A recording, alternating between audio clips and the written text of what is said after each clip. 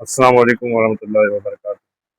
دوستوں، 7 جون کو گلگت بلتستان میں عام انتخابات ہونے جا رہے ہیں۔ اس الیکشن مہم میں تمام سیاسی جماعتوں نے بھرپور انداز سے پنجہ آزمائی کی ہے اور ہر جماعت کی کوشش ہے کہ 7 جون کو ہونے والے انتخابات میں وہ لیڈ حاصل کرے۔ تو اس سلسلے میں گلگت بلتستان کے ووٹرز سے ایک درخواست کروں گا کہ خدا را ووٹ دینے سے پہلے ان تمام سیاسی جماعتوں کا منشور بھی پڑھ لیں، ان کا نصب العین مکمل طور پر پڑھ لیں، اور پڑھنے کے بعد یہ جائزہ لیں کہ انہوں نے اپنے منشور پر، اپنے نصب العین پر آج تک کتنا عمل کیا ہے، اور یہ بھی دیکھیں کہ ان جماعتوں کا جو منشور ہے جیتنے کے بعد اس پر کس حد تک انہوں نے عمل کیا ہے، عمل کیا بھی ہے یا ہمیشہ عوام کو بیوقوف بنایا۔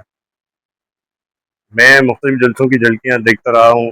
ایک جلسے میں بلال بھٹو صاحب بہت جذباتی انداز میں یہ فرما رہے تھے کہ آپ مجھ پر بھروسہ کریں، ہم گلگت بلتستان کو سندھ کی طرح بنا دیں گے۔ بھائی، سندھ میں کون سے آپ نے 4 چاند لگا دیے؟ سندھ کا جو حشر نشر ہوا ہے وہ تو دنیا اس پر تبصرے کر رہی ہے۔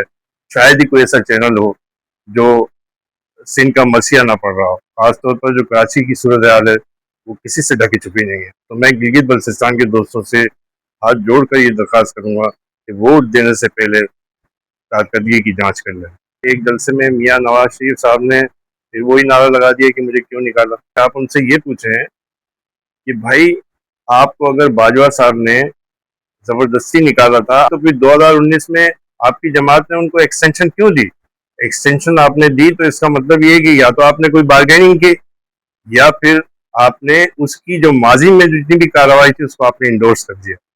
ایک اور جلسے میں میاں نواز شریف صاحب یہ فرما رہے تھے کہ آپ ایک موقع دیں ہمیں تو ہم پتہ نہیں کیا کر گزریں گے۔ اچھی بات ہے، لیکن آپ کم از کم یہ تو پوچھ لیں کہ اس سے پہلے جو آپ کو مواقع ملے اس میں آپ کیا کیا، عوام کے لیے، اس ملک کے لیے کیا کیا۔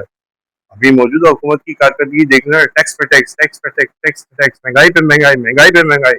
ذرا ان سے پوچھ تو رہے ہیں کہ آپ دعوے تو کرتے ہیں، عملی طور پر آپ کہاں کھڑے ہیں؟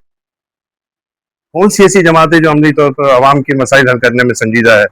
آپ پی ٹی آئی سے بھی یہی سوال کریں، کیونکہ پی ٹی آئی ایک مرتبہ وفاقی حکومت بنا کر بیٹھی ہے، اس کے علاوہ پچھلے 2 مرتبہ سے خیبر پختونخوا میں جو ہے ان کی حکومت ہے۔ تو ذرا یہ تو دیکھیں کہ انہوں نے کیا انقلاب برپا کیا ہے۔ میں یہ بات دعوے سے کہہ سکتا ہوں کہ اگر آپ نے اس مرتبہ اپنے حق رائے دہی کا صحیح طریقے سے استعمال کیا تو نہ صرف گلگت بلتستان میں انقلاب برپا ہوگا، بلکہ پورے ملک کے لیے یہ انتخاب اہم سنگ میل ثابت ہوگا۔